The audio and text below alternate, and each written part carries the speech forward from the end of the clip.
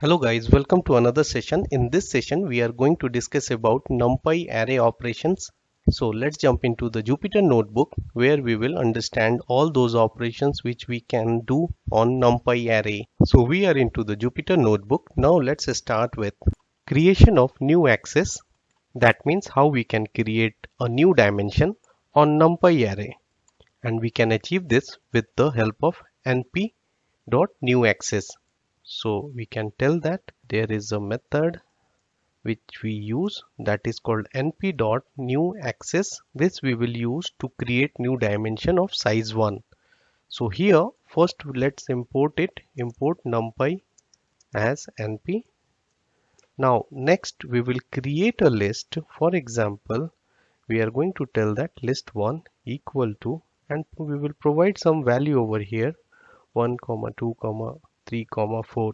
So this is the value we are going to keep in this list. So as we already know that to convert this list into an array, what we need to do, we need to use the np.array.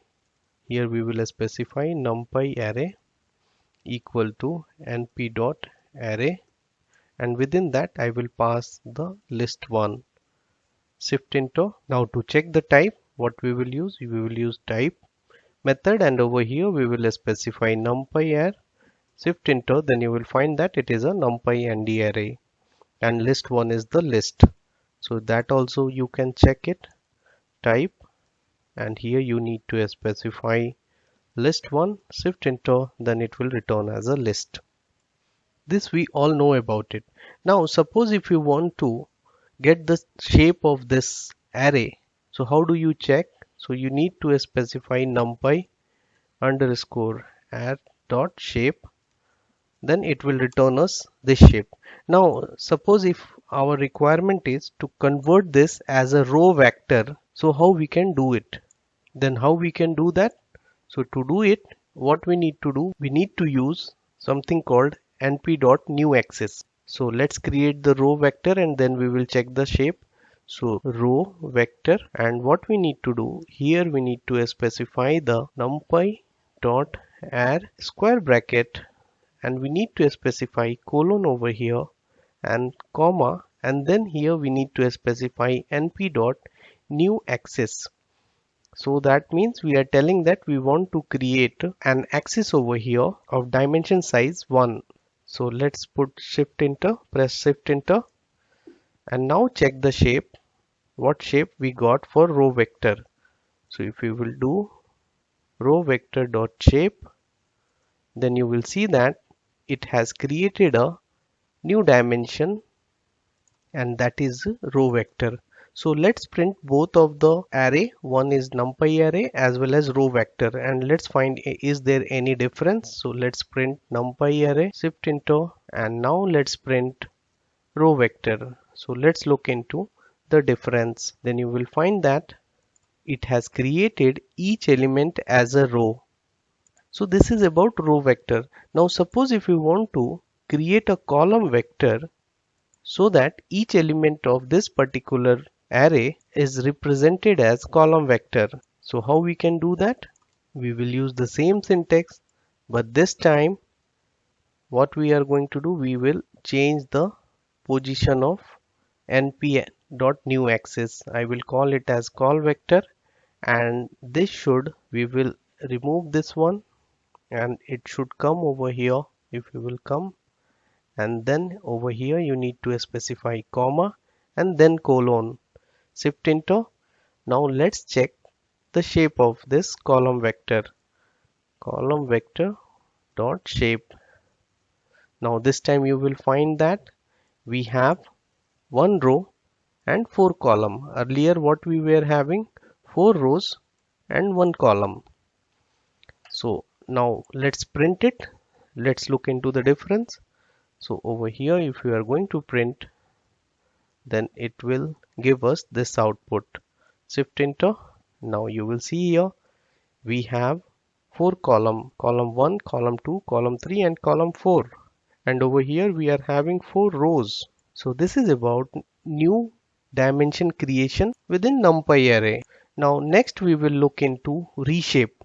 So reshape is very important whenever if we want to change the shape of particular array, suppose if you are having an array with one dimension and that we have created with a range function, and we are telling that we have 15 elements over here, and if you will print that, then you will find over here we have this one dimensional array. Now I want to change it as two dimensional array. So how we can do that? So I can tell that array2d equal to array dot reshape. There is a method called reshape, and here we need to specify that I want to create 3 rows and 5 columns. Over here I need to specify shift enter. Now let's print array2d shift enter. Then you will find it over here. We have 3 rows and 5 columns. If you check the dimension of this array, then let's look into that, what it is returning. Just print it over here. Print array dot ndim shift enter. Then it has returned us one dimension. If you will print array2d dot ndim, then it will return us 2 dimension. So this way you can easily manipulate the shape of an array. So now we will discuss about the arithmetic operation on Numpy array. So let's first create two arrays. Array1 equal to, we are going to use np dot random dot randint, and over here we are going to tell that we want in the range of, I want to generate number between 1 to 10 and of size 3, 3. Shift enter. It throws array because I forgot to mention equal to. Shift enter. Now let's print it. Array1 shift enter. So it has returned us this number. I am going to generate another array as well. So array2, and this time I want in between 10 to 20. Shift enter. This also we will print it. Array2 shift enter. Then it has given us this number. Now let's start with addition. Now suppose if you want to add these two arrays, so how you can do that? It is pretty much simple. Use np dot add, and over here you need to specify array1 array2. Shift enter. Then you will find that it has added all the elements with their respective position and given us this output. So how does it perform the operations of addition? From the array1, it has taken the element which exists at position 0, so it has added to the array2 the element which exists at position 0. So the output is over here 15 plus 4 is 19, and with their respective position they have added each element. Same way you can use something called np dot subtract, then you will find that it has returned the output. Now let's apply the multiplication. Same way we are having a multiply function. So here you need to specify array1 array2. Shift enter. This way it has returned the output of multiplication between two arrays. There is another method available, that is for division. So let's use it, divide, and over here you need to specify array1 array2. Shift enter. Then it has returned the decimal digit, and it is the result of the division. Now let's talk about the other operation, that is dot operation. Dot operation is mostly used operation within Numpy when we learn machine learning. So there is dot operation you can do, dot, and over here you need to specify array1 array2, and now you will do shift enter. Then you will see that it has calculated the dot product on two arrays.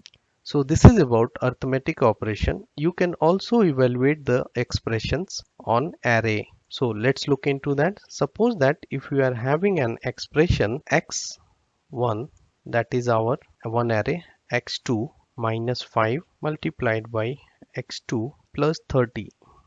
This is our expression, and we want to evaluate this expression. So how we can do that? And I want to evaluate on these two arrays. So given this equation, so what we will do, here we will specify for x1 I am going to use array1 multiplied by array2, and over here minus 5 multiplied by array2 plus 30, and this value I'm going to call it as answer array. I'm going to store over here. Now this way you can evaluate as well. So let's print the output answer array. Shift enter. Then you will find that this is the result of the evaluation, and this formula is being applied on each of the individual elements in both the arrays. So such kind of operation you can also perform on NumPy arrays. And on this note, I am stopping over here, and this is what I wanted to demonstrate you in this session. See you in the next session. Till then, bye bye, take care.